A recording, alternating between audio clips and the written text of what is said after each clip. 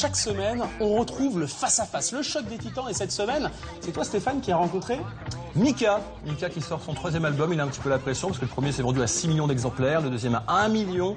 Et pour ce 3e album, il s'entourait de Benny Benassi, qui est un grand et bon DJ, ouais, ou pas. Il y a Pharrell aussi, qui est sur l'album, et puis Dorian, qui est un auteur qui est en train de monter. Donc face à face, on regarde? Bon, on y va. Mika, 19 millions de disques vendus, sort son 3e album. Ce faiseur de tubes va-t-il encore faire mouche avec sa nouvelle production? Je suis allé à sa rencontre.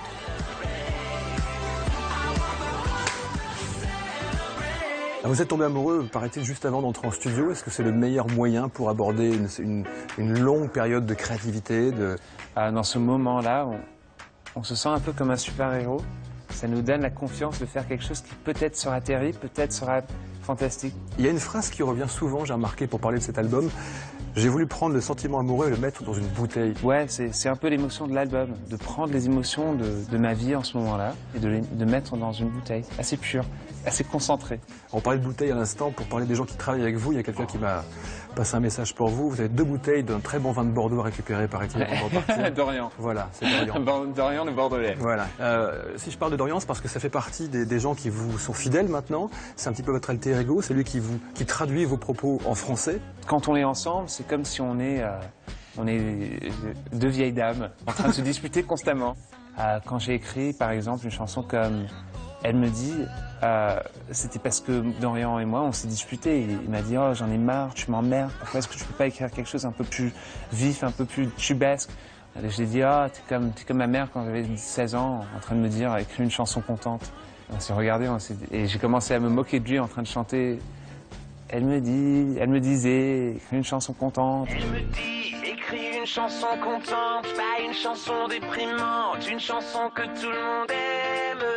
Alors vous avez enchaîné des succès qu'on a tous en tête, qui vont rester comme des classiques. Relax, par exemple, vous étiez où quand vous l'avez composé? C'est venu comme ça, naturellement? Je revenais de la station de métro à Londres, parce qu'il y avait les bombes qui venaient d'exploser sur le métro.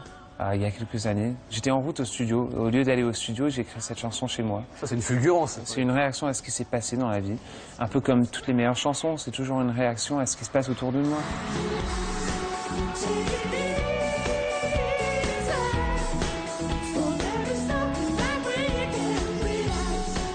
Alors, vous allez avoir 30 ans. Oui. Merci de me le rappeler. Non, mais je m'en fous.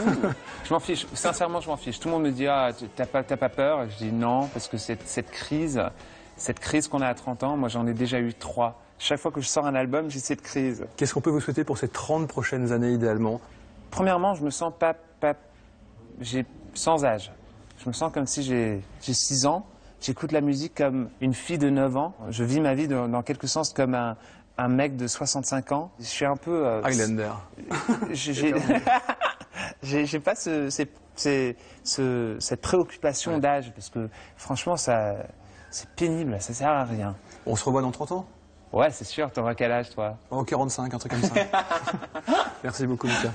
À très bientôt. Voilà, Mika, 3e album qui est très réussi par ailleurs, à retrouver sur Deezer. Et tout de suite...